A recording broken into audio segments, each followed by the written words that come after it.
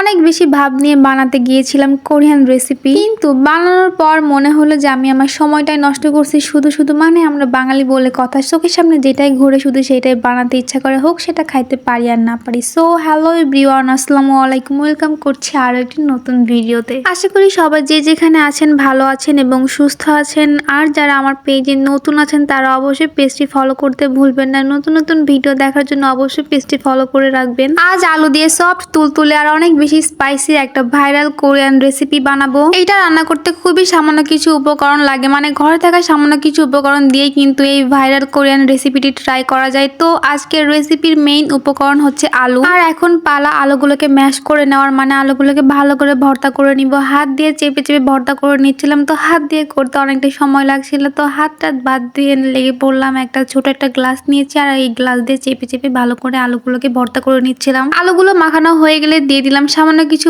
ময়দা আর সামান্য একটু কর্নফ্লাওয়ার। যদিও এই রেসিপিতে কর্নফ্লাওয়ার দেওয়া উচিত, কিন্তু আমি একটু কিপটামি করে আর একটু পাকনামি করে দিয়ে দিছি ময়দা। তো পাকনামি করে ফেলছি, আর কি করার। তো যাই হোক, এবার সমস্ত কিছু উপকরণ গুলো ভালো করে মেখে নেওয়ার পালা। ডো মাখানো হয়ে গেলে এবার সুন্দর করে এক একটা করে বানিয়ে নিব। মূলত দুই হাত দিয়ে গোল করে তারপর চামচের পেছন দিয়ে একটু চাপা দিয়ে নিয়েছিলাম। তারপর এই যে এরকম একটা শেপ হয়েছে, মূলত মাশরুমের মতো শেপ হবে, কিন্তু আমি মনে হয় ঠিকঠাক বানাতে পারি নাই। তো যাই হোক, অন্যদিকে আমি গরম পানি বসিয়ে দিয়েছিলাম। এবার এগুলাকে সব আমি সিদ্ধ করে নিব। মূলত এটা পানিতে দেওয়ার পর হচ্ছে ডুবে যায়, কিন্তু যখন এটা সিদ্ধ হয়ে যায় তখন এইভাবে পানির উপর ভাসতে থাকে। পানির উপরে এইভাবে ভাসলেই মূলত বুঝতে হবে যে এটা হয়ে গিয়েছে। তারপর এগুলাকে আমি একে একে সব উঠিয়ে নিলাম। তারপর উঠানোর পর প্রথমে আমি এগুলাকে একটা প্লেটের মধ্যে রাখছিলাম, পরে এগুলাকে ঠান্ডা পানির মধ্যে রেখে দিয়েছিলাম, যদিও সেটার ভিডিও ক্লিপটা নেওয়া হয় নাই। এবার সেই ভাইরাল কোরিয়ান স্পাইসি সসটা বানিয়ে নিব। তো প্রথমে তেলটা গরম করতে দিয়ে দিলাম, তারপর বাটিতে নিয়ে নিলাম সামান্য কিছু চিলি ফ্লেক্স আর দিয়ে দিলাম গরম তেলটা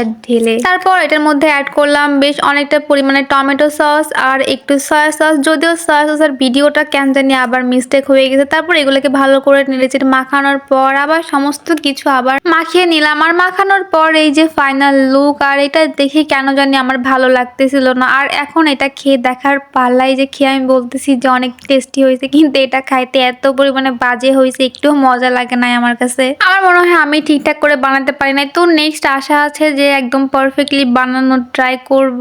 তো ভিডিওটি আজ এখানে শেষ করছি। আর ভিডিওটি যদি ভালো লাগে অবশ্যই পেজটি ফলো করতে ভুলবেন না, লাইক কমেন্ট এন্ড শেয়ার করবেন। আল্লাহ হাফেজ।